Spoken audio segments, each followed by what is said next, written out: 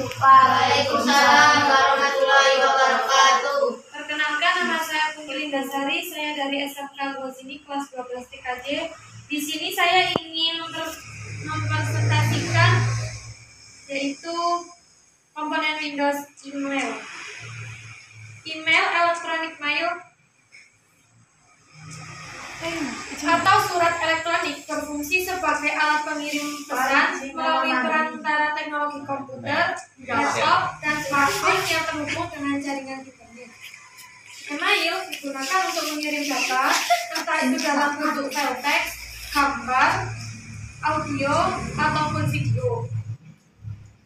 Dengan menggunakan email, aktivitas pengiriman data seperti misalnya surat menyurat jadi lebih mudah dan cepat dibandingkan menggunakan jasa manusia atau pos. Ada beberapa layanan yang menyediakan pembuatan email. Di antaranya adalah Yahoo Mail, AOL, Yandex, Zoho, iCloud, Microsoft Outlook. Yang paling populer dan sering digunakan adalah Gmail, besutan raksasa teknologi asal Amerika. Fungsi email secara harfiah adalah untuk mengirim serta menerima pesan. Akan tetapi, pada kenyataannya, email memiliki manfaat lain di dalam dunia internet lebih dari sekadar mengirim atau menerima pesan. Berikut ini beberapa poin fungsi dan manfaat email. Yang pertama yaitu sebagai identitas diri secara personal. Di era layanan digital yang begitu menjamur seperti sekarang, email sering digunakan sebagai cara untuk menginformasi identitas. Layanan seperti jasa keuangan digital, pembelian buku daring, sampai aktivitas telepon genggam seringkali menggunakan sarana email untuk memverifikasi identitas penggunaannya. Yang kedua yaitu alat untuk mendaftarkan diri di berbagai situs dan media sosial. Media sosial serta layanan digital lainnya seringkali meminta alamat email dalam proses pendaftaran penggunaan barangnya. Tentunya Anda memilih akun media sosial seperti Facebook, Twitter, atau Instagram, bukan? Hampir semua pendaftaran akun media sosial seperti ini membutuhkan alamat email. Setelah melakukan pendaftaran, biasanya Anda akan menerima email yang dikirim dari pihak media sosial tersebut untuk menginformasi kebenaran alamat email yang didaftarkan. Yang ketiga, yaitu email sebagai media promosi.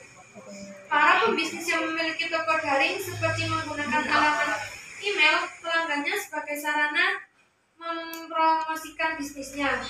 Meski email adalah cara paling lawas untuk mempromosikan sebuah barang atau jasa, cara ini masih sering dipakai. Biasanya, pembisnis mengumpulkan alamat email pelanggannya melalui layanan berlangganan newsletter yang ada di dalam halaman websitenya. Dengan menggunakan layanan email jenis marketing, kegiatan promosi akan semakin optimal. Selanjutnya yaitu cara kerja email.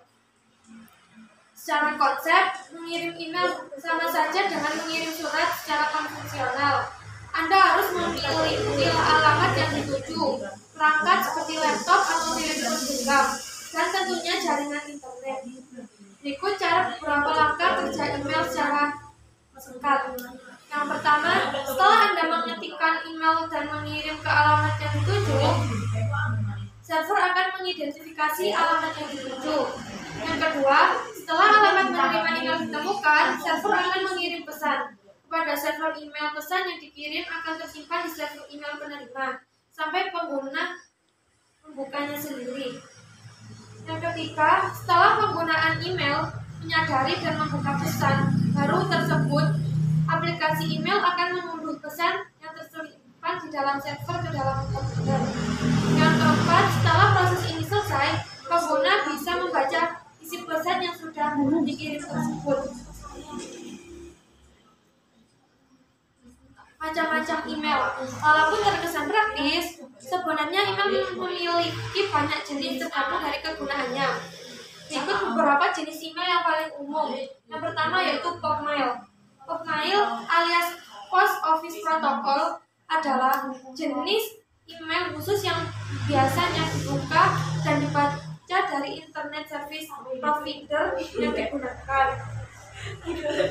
Layanan email yang paling sering digunakan perusahaan untuk berkomunikasi secara internal dengan karyawannya. Yang kedua yaitu webmail. Email jenis ini adalah yang paling umum digunakan oleh masyarakat.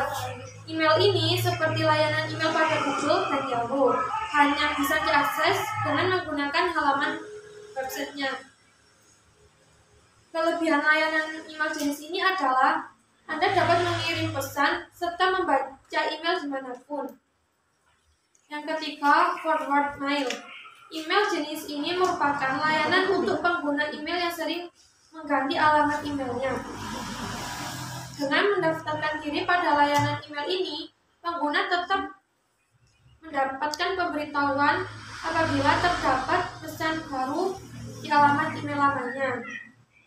Layanan email jenis ini bisa dikatakan berfungsi sebagai perantara antara alamat email karena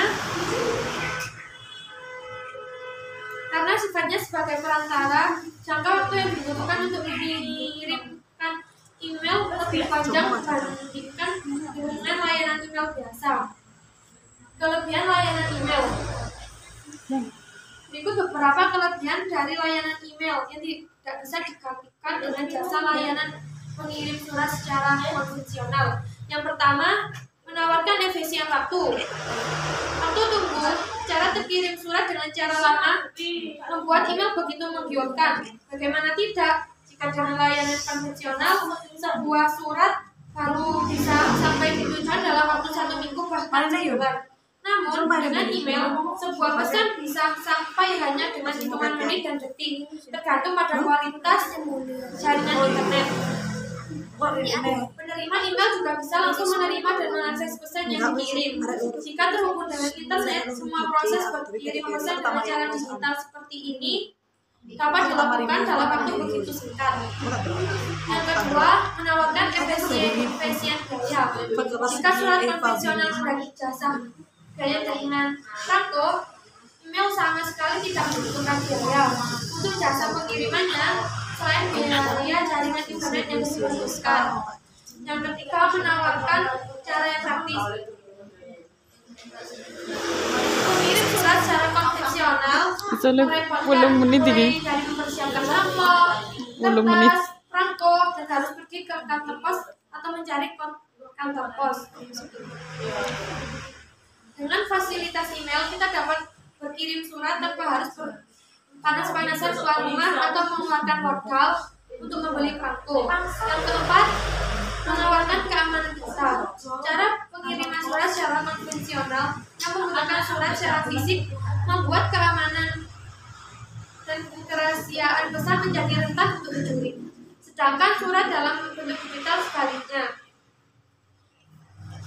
Kekurangan layanan email.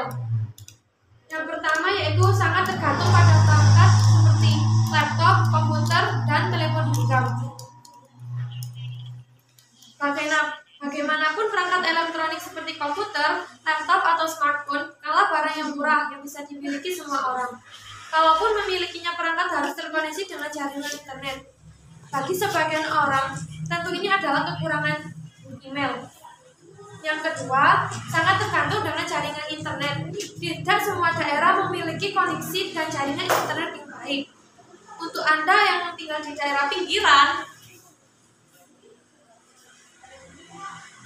pastilah pernah merasakan susah sinyal dan betapa susahnya untuk sekedar menelpon, apalagi untuk mengirim email.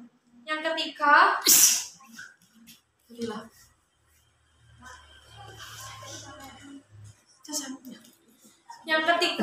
pengetahuan tentang email adalah sesuatu yang terbatas. Tidak semua orang paham dan mengerti cara menggunakan email. Aktivitas yang punya berbasis data di internet seperti ini lumayan susah untuk dimengerti oleh generasi tua dan masyarakat di daerah pinggiran yang belum tersentuh jaringan internet. Sekian presentasi dari saya, Putri Lindasari. Apabila ada salah kata, saya mohon maaf. Wassalamualaikum warahmatullahi wabarakatuh.